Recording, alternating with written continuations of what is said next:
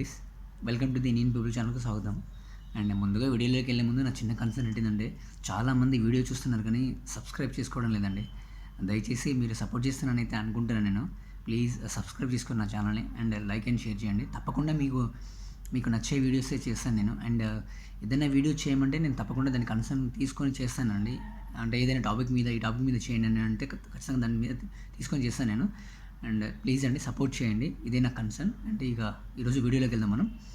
అదే రీసెంట్గా జరిగిన ఇప్పుడు లైవ్ అంటే మీడియాలో బాగా పాపులర్ అవుతున్న ఓ విషయం గురించి అండి. అదే జత్విన్, ముంబై హీరోయిన్ గురించి. దాని గురించి అంటే గత ప్రభుత్వం వైఎస్ఆర్సీపీ చేసిన విషయాల్లో, అంటే గత ప్రభుత్వం వైఎస్ఆర్సీపీ ఇన్ ద సెన్స్ ఎవరైతే పెద్ద పెద్ద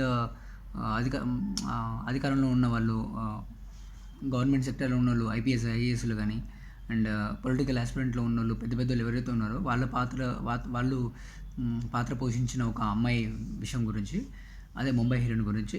తనను ఎలా ట్రాప్ చేశారు, తను ఇరికించడానికి రీజన్స్ ఏంటి, దాని గురించి మాట్లాడదాం అనుకుంటున్నాను అండి. అండ్ మాట్లాడే ముందు నా ఒపీనియన్ ఏంటంటే, ఒక గవర్నమెంట్ ఒక అమ్మాయి బయటకు వచ్చి ఏడ్చుకుంటూ నాకు న్యాయం జరగలేదని చెప్పినప్పుడు ఆ గవర్నమెంట్ త్వరగా యాక్షన్ తీసుకుంటే బాగుంటుంది. ఎందుకంటే యాక్షన్ తీసుకోకుండా రోజులుగా ముందుకు తీసుకెళ్తే న్యాయం జరగదా అనే విషయం మీద అందరికీ అనుమానాలు ఎదురుతాయండి.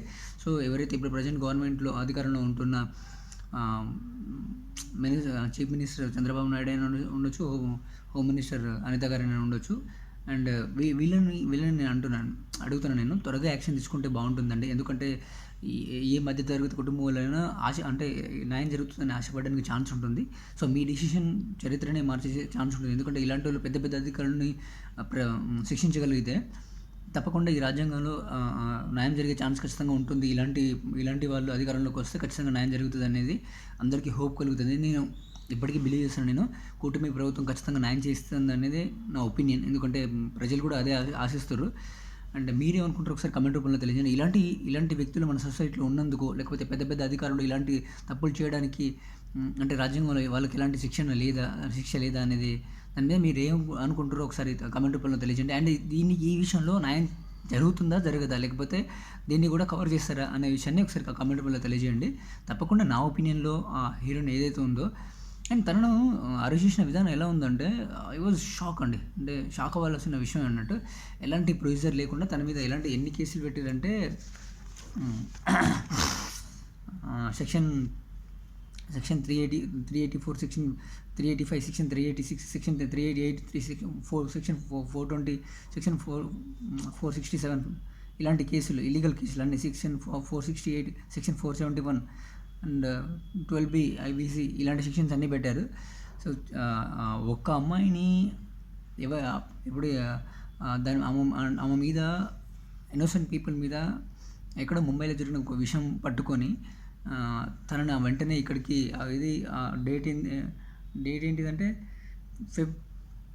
ఫిబ్రవరి 2న అక్కడ జరిగిన వెంటనే ఇక్కడ ఫిబ్రవరి 3 తన మీద కేసు అరెస్ట్ చేయడం జరిగింది. అదే ఇబ్రహీంపట్నం పోలీస్ స్టేషన్ దగ్గర. అండ్ ఇదంతా పొలిటికల్ ఆస్పిరెంట్లో ఒక డ్రామా. అమ్మాయి ఎవరైతే అక్కడ ముంబైలో పెట్టిన కేసు ఏదైతే ఉందో, ఇల్లీగల్ ఆస్పిరెంట్ అంటే తనను ఎట్లయినా ఇరికించాలనే ఉద్దేశంతో చేసిన డ్రామా ఇదంతా. అండ్ ఇక్కడికి వచ్చిన అదే అడ్వకేట్ నిన్న టీవీ మూర్తి గారితో ఇంటర్వ్యూలో మాట్లాడిన అడ్వకేట్ అంతా క్లియర్గా దీన్ని స్పష్టం చేశారు. సో నా ఒపీనియన్ ఒకటే, నేటి సొసైటీలో అంటే పైన ఉన్న అధికారులు ఏదైనా చేస్తే చల్లుతుందా, బడా బాబులు ఈ చేసినా చల్లుతుంది, వాళ్ళకి ఎలాంటి శిక్ష ఉండదని అహంకార వేదనంతో చూస్తున్నారు. వాళ్ళు ఎలా అయినా తప్పించుకోవచ్చానని. కానీ నా ఒపీనియన్ ఏంటంటే, గవర్నమెంట్ స్టాండర్డ్గా ఉంటే అధికారంలో వచ్చిన ఏ పార్టీ అయినా దాన్ని స్ట్రాంగ్గా తీసుకుని అది ముందుకు తీసుకెళ్ళగలిగితే ఏ మధ్యతరగతి కుటుంబంలోనైనా ఇలాంటి గవర్నమెంట్ కావాలి అని ఆశపడడంలో తప్పేలేదు. ఎందుకంటే ఖచ్చితంగా న్యాయం చేయకూరుతుంది అనేది నేను అనుకుంటున్నా. అండ్ నేను పవన్ కళ్యాణ్ సార్ని కూడా అడుగుతున్నాను. పవన్ కళ్యాణ్ సార్ కూడా దీని మీద ప్రత్యేక, ఎందుకంటే ప్రీవియస్ నుంచి తను ఇదే మాట్లాడుకుంటూ వచ్చాడు. ఒక ఆడపిల్లకి రక్షణ లేదు గవర్నమెంట్లోని, ఇదే విషయం మాట్లాడుకుంటూ వచ్చారు పవన్ కళ్యాణ్ గారు. సో ఈ విషయంలో పవన్ కళ్యాణ్ గారు ఇమీడియట్గా రియాక్ట్ అయ్యి ఈ విషయాన్ని టేక్అవుట్ చేసుకొని ఆ అమ్మాయికి న్యాయం చేయ విధంగా చేస్తే రానున్న రోజుల్లో మిగతా విషయాలు చేయడానికి ఆసక్తికరంగా, అంటే బడా బాబులను చేయగలిగితే, అంటే ఐఏఎస్లు ఐపీఎస్లు అధికారులు తప్పు చేసిన వాళ్ళని శిక్షించగలిగితే మిగతా వాళ్ళు కూడా చేయడానికి భయపడతారండి. ఇలాంటి విషయాల్లో డెసిషన్ తీసుకొని ముందుకు తీసుకెళ్తారని నేను మనస్ఫూర్తిగా కోరుకుంటున్నానండి. And thank you so much sir.